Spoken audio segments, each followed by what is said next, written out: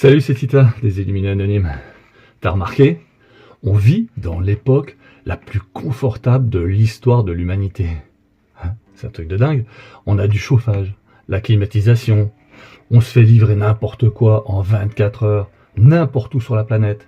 On a du divertissement illimité, des applications pour tout et n'importe quoi.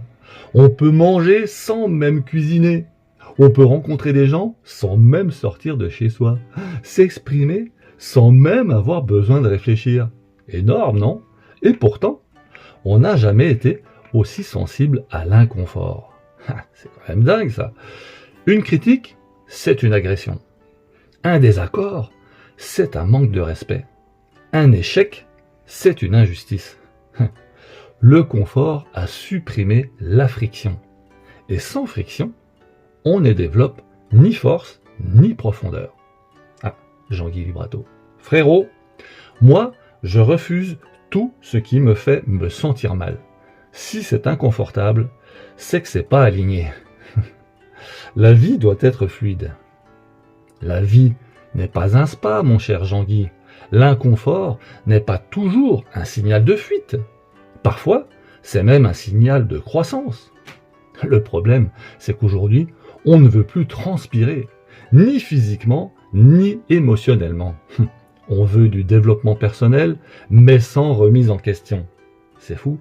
On veut du couple, mais sans compromis. On veut réussir, mais sans traverser le doute.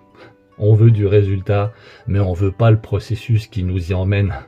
Et quand le réel résiste, alors on accuse le système, on accuse l'autre, on accuse le monde, la génération précédente, voire même la suivante. On accuse tout, sauf notre fragilité. Alors, encore Jean-Guy. Frérot, moi, j'évite les gens compliqués, je mérite la paix. La paix n'est pas l'absence de conflit, mon cher Jean-Guy. C'est la capacité à le traverser sans s'effondrer. C'est pas la même chose. Le confort nous a donné énormément. Mais il a aussi affaibli notre tolérance à la frustration, à l'attente, à l'effort, à la contradiction. Aujourd'hui, le problème, c'est qu'on est puissant technologiquement, mais on est tellement fragile émotionnellement. Et peut-être que la vraie force aujourd'hui, ce n'est pas d'avoir raison, ce n'est pas d'être performant, ce n'est pas non plus d'être protégé. C'est peut-être tout simplement de rester debout quand ça résiste.